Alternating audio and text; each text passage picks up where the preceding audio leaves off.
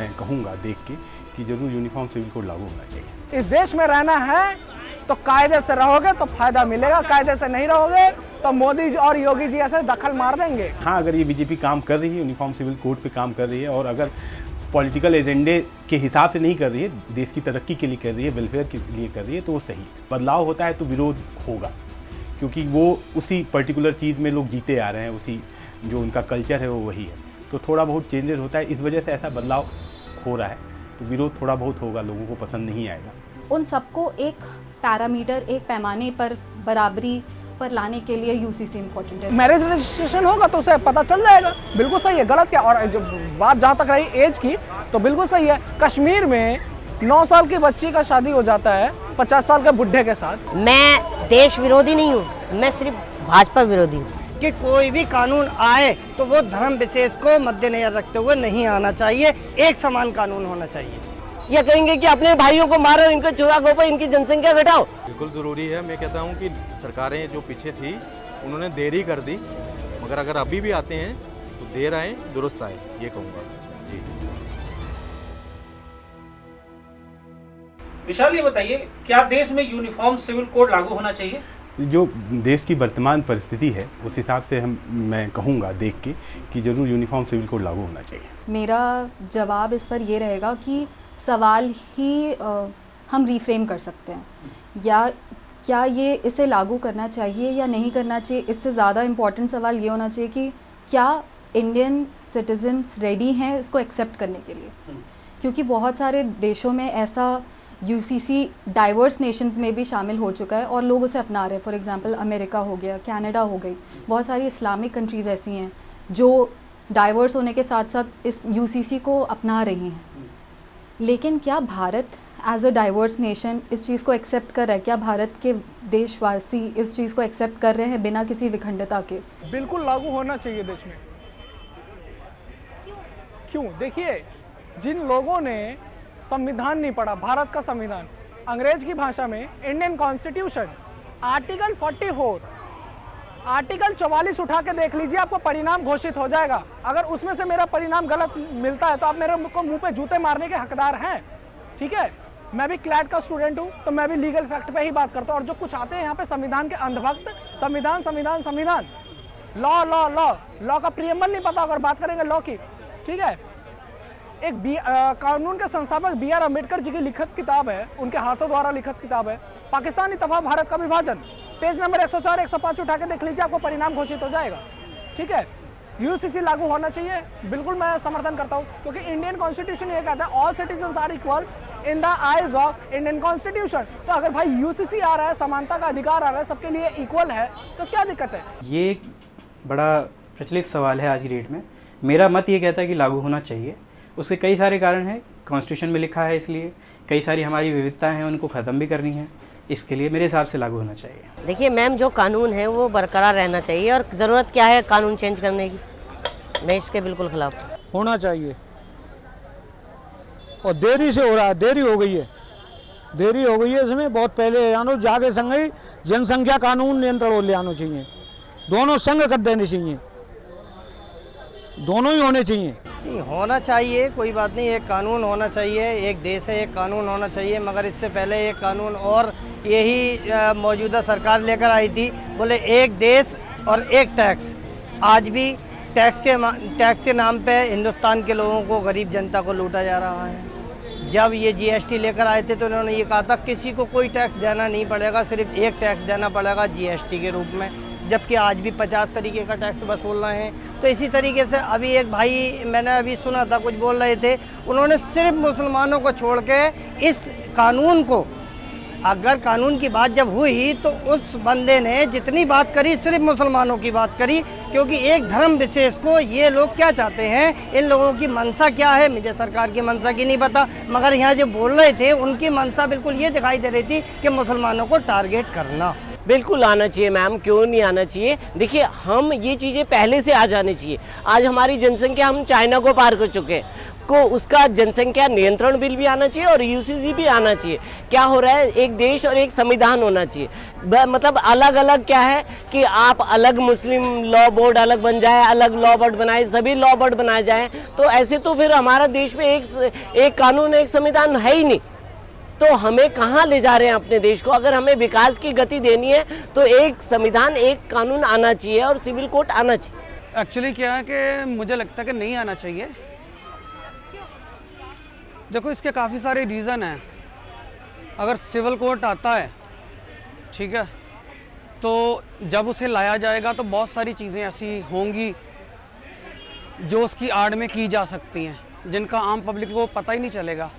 वो जब चीज़ें हो चुकी होंगी तब पता चलेगा। वो इंडिया में आना मांगता है कि सर बहुत सारी जो है जो पर्सनल लॉ हैं लोगों के, अलग अलग भारत में कहा जाता है सेकुलर देश है, अलग अलग धर्म हैं, सबके अपने अपने पर्सनल लॉ हैं। वो पर्सनल लॉ कहीं ना कहीं कंट्राडिक्ट करते हैं एक दूसरे से, कई चीज़ें हैं, और कहीं ना कहीं वो सामान्य अधिकार नहीं दे रहे हैं, खासकर महिलाओं को। कुछ पर्सनल लॉ ऐसे हैं जहाँ महिलाएं पीड़ित हैं। तो अगर देखा जाए देश में अगर समानता बनानी है, आर्टिकल 14 कॉन्स्टिट्यूशन ऑफ इंडिया कहता है राइट टू इक्वलिटी, उन सब चीज़ को देखा जाए तो यूनिफॉर्म सिविल कोड आवश्यक है। भारत के लिए ज़रूरी इसलिए है क्योंकि कहीं ना कहीं आज से 70 साल 75 साल पहले हमारे जो ड्राफ्टिंग कम्युनिटी के हेड थे B.R. अम्बेडकर, उन्होंने इस चीज़ को बहुत ही विस्तार से समझाया था दैट यूसीसी क्यों इम्पोर्टेंट है, और उसको बहुत ही विस्तार से उन्होंने पार्ट 4 इंडियन भारतीय संविधान के पार्ट 4 में उसको शामिल किया था, जिसमें उन्होंने ये चीज़ बताई थी कि यूसीसी यूनिफॉर्म सिविल कोड जिसको हम बोलते हैं वो क्यों इम्पोर्टेंट है, क्योंकि इक्वलिटी बहुत ज़्यादा इम्पोर्टेंट है सारे भारतीयों, सारे नागरिकों, चाहे वो महिलाएं हों चाहे वो पुरुष हों। ये मुझे पता नहीं, सरकार लेकर आ रही है तो कोई ना कोई वजह होगी। अगर अच्छा होगा जब भी लेकर आ रही है, मौजूदा सरकार है, अच्छा कानून होगा इसीलिए लेकर आ रही है। मगर मैं फिर भी यही कहूँगा, अगर कोई भी कानून आ रहा है तो किसी भी धर्म विशेष को मद्देनजर रखते हुए नहीं होना चाहिए, सबके लिए एक कानून होना चाहिए। ज़रूरी इस बात से है कि भारत से ना लेकर मैं इसे विदेशों से लेके आता हूँ। जब भी बदलाव समाज में आते हैं उसको सुरक्षित करने के लिए, रेगुलेट करने के लिए लॉज बनाए जाते हैं। तो जो ये लॉ बनाए जा रहे हैं, अगर पहले से रेगुलेट करने के लिए कोशिश की जा रही है तो मैं इसके समर्थन में हूँ। भारत को इसलिए ज़रूरत है कि एक तो हमारी जनसंख्या बढ़ती जा रही है, महिलाओं पे अत्याचार होता जा रहा है। आप देख ही रहे कि एक पक्ष क्या होता है, एक धर्म में तो ये विशेष है कि आप एक ही वो कर सकते हैं, दूसरे के लिए क्या कर सकते हैं आप 4-4, 5-5, 6-6 जो भी कर ले, वो तो आपके शरिया कानून के हिसाब से चल रहे। तो एक की जनसंख्या बढ़ती जा रही है। इनका कहना ये है कि हर धर्म के लिए एक कानून होना चाहिए, तो मेरे हिसाब से ये गड़बड़ करेगा देश में हमारे। धर्म से आता है। लोग बोलते हैं एक कि ये पर्टिकुलर एक धर्म के लिए उसका खुद का कानून है, उसके लिए ये अच्छा नहीं है। लेकिन see I am coming, as I told you, I am coming from Goa. मेरा फादर का प्रॉपर्टी है, मेरे बहन है, 2 मेरा भाई है, सबके लिए तो बांट के जाएगा। बाकी के राज्य में ऐसा नहीं है, जो घर है, जो बाकी प्रॉपर्टी है वो इससे से नहीं मिलते। लेकिन ये कानून से सबको सब कुछ मिलने वाला है, इतना तो मेरे को मालूम है, और अच्छी तरीके से लोग रहेंगे। यूनिफॉर्म सिविल कोड के आने के बाद अपना देश कितना बदल जाएगा? सर देखिए, ये कहना बहुत पॉसिबल नहीं है कि क्या कितना बदल जाएगा, लेकिन हाँ बदलाव होंगे। जो ज़रूरतें हैं, जो समय की डिमांड है, राइट टू इक्वलिटी आपने देखा है, जब से इससे पहले ट्रिपल तलाक था, वो चीज़ सुप्रीम कोर्ट से ख़त्म हुआ, तो कानून धीरे धीरे बदल रहा है। तो अगर महिलाएं सामान्य अधिकार पाएंगी, अगर पीड़ित नहीं होंगी, तो देश में कहीं ना कहीं शांति बनी रहेगी। और वेलफेयर वही है कि अगर सिटीजन्स खुश हैं, कहीं ना कहीं कोई पीड़ित नहीं है। सर मैं तो पॉजिटिव ही बोलूँगी, क्योंकि मैं एक ऑप्टिमिस्टिक सोच वाली वकील हूँ और महिला हूँ। मुझे ऐसा लगता है बहुत सारे पॉजिटिव चेंजेस होंगे, बहुत लोगों के बहुत तरीके के सशक्तिकरण के लिए ये बहुत ज़रूरी है यूसीसी का आना। As a women, as a child, as a tribe, as a lower schedule caste, हर किसी को बराबरी पर आना, उनके सिविल लॉज को एक पैमाने पे, एक तराजू पे बराबरी से लाना, ये सारी चीज़ें बहुत ही एडवांस, बहुत ही फॉरवर्ड थिंकिंग चीज़ है। जो चीज़ हमारी for example Muslim personal law है, बहुत सारी चीज़ें उसमें ऐसी हैं जिनमें बदलाव की ज़रूरत है, क्योंकि हिंदू या फिर XYZ जो लॉज हैं उनके बराबरी पर वो नहीं है।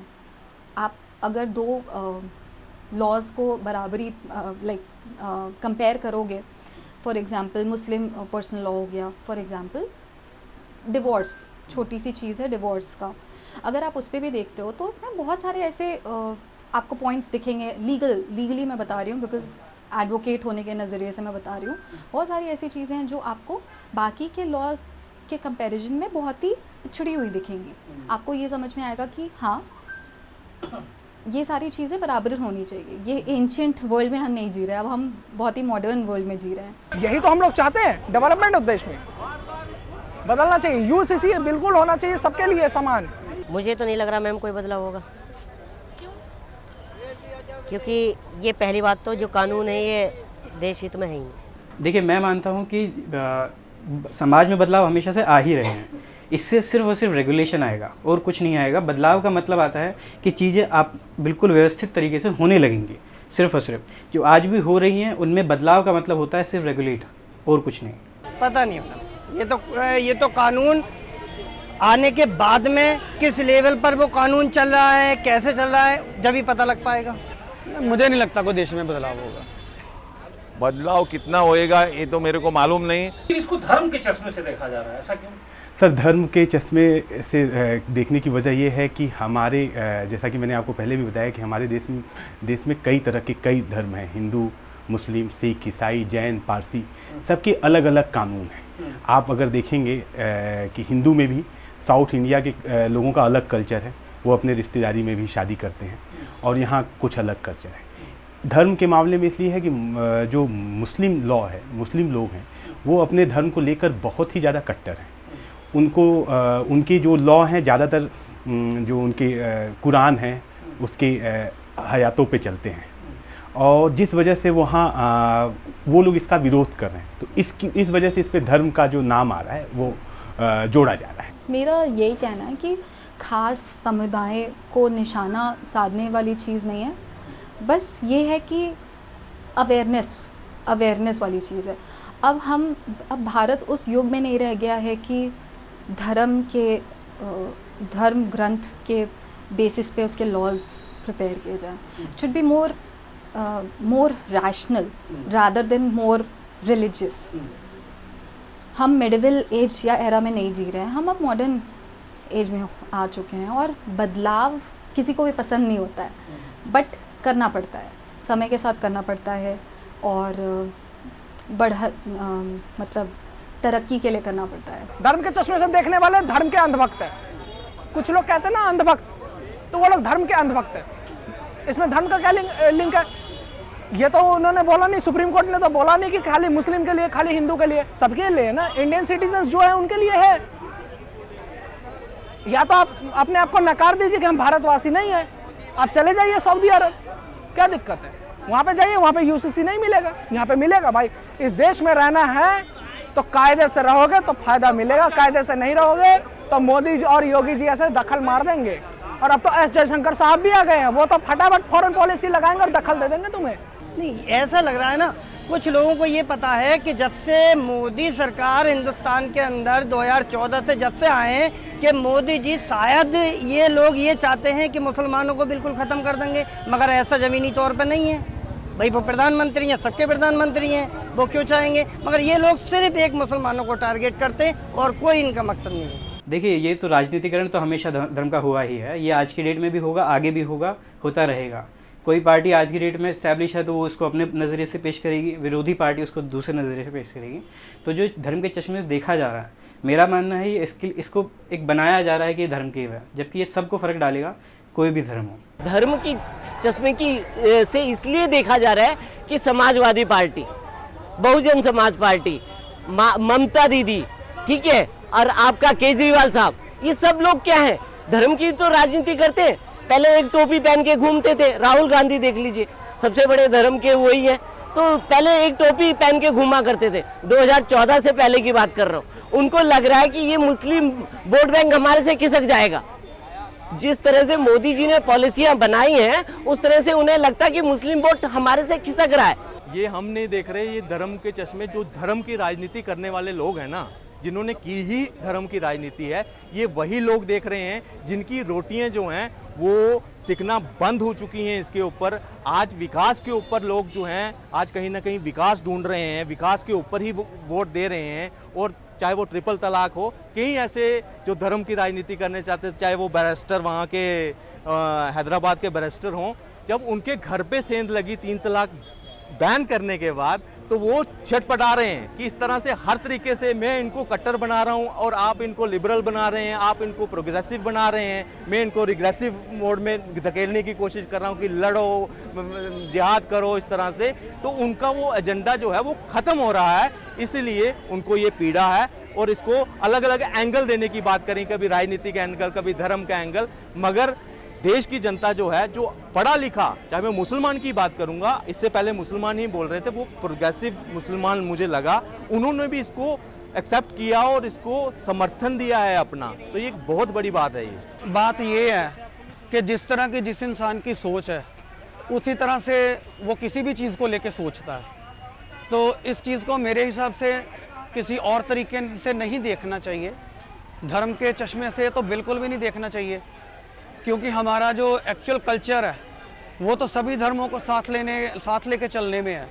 और अगर हर चीज़ को धर्म के चश्मे से ही देखा जाएगा तो फिर जो धर्म के चश्मे से देखते हैं, टीवी पे बैठ के ज़ोर ज़ोर से बातें करते हैं, वो तो इस धारणा को ही ख़त्म कर रहे हैं ना, इक्वालिटी को तो ख़त्म कर रहे हैं वो। बीजेपी जो है लोकसभा चुनाव जो अगले साल होने वाला है उसके वजह से यूसीसी पर ज़्यादा जोर दे रही है।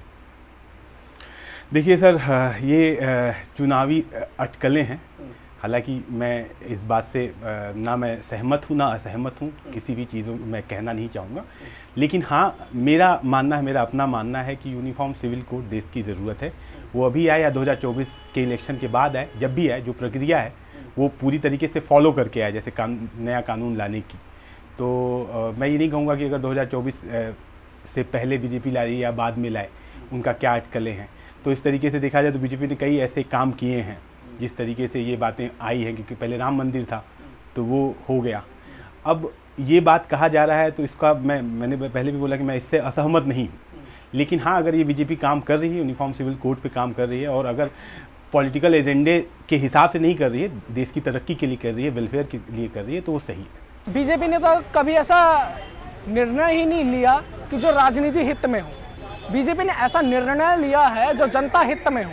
जब जब इलेक्शन पास में आता है, चाहे वो लोकसभा हो या विधानसभा हो, कहीं ना कहीं धर्म को, जाति को या हमारे देवी देवताओं को, चाहे श्री राम प्रभु हो या बजरंगबली हो, ये बीच में लाने का काम करती है। सिर्फ उनको सिर्फ चुनाव का क्रेडिट लेने का उनको जब याद आता है इन्हें हिंदू तत्व, धर्म, जाति, जब चुनाव पास में आता है। इलेक्शन के लिए ने वो पहला भी आया था, अभी this is a accurate time where वो लाना मांगता है और इम्प्लीमेंट होना मांगता है। कोई नहीं लगता कि कहीं ये मोदी विरोध की वजह से, जैसे हर चीज का विरोध होता है विपक्ष में, उसकी वजह से इसका विरोध हो रहा है? नहीं सर, मैंने बात बोला, इसकी वजह यही है कि लोग अपने धर्म के प्रति बहुत ही मतलब उनके भाव हैं और चीज़ें, और बहुत पहले से चला आ रहा है।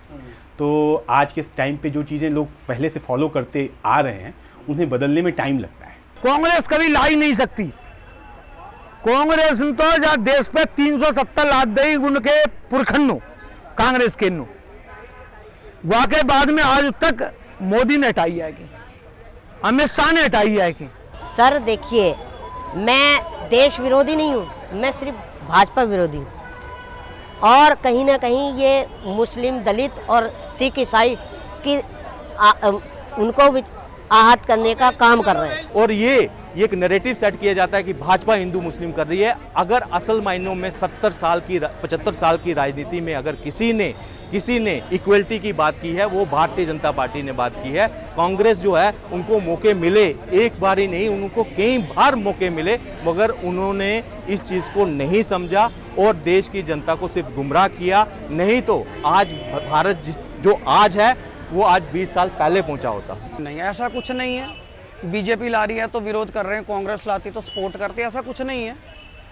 हर एक इंसान अपने हिसाब से सोचता है ना। मैं भी एक नागरिक हूँ देश का, तो मुझे लगता है कि जितना सिंपल सिस्टम हो, जितनी सिंपल सिटी से चीज़ें चलें और पारदर्शी तौर पे चलें, उतना अच्छा है।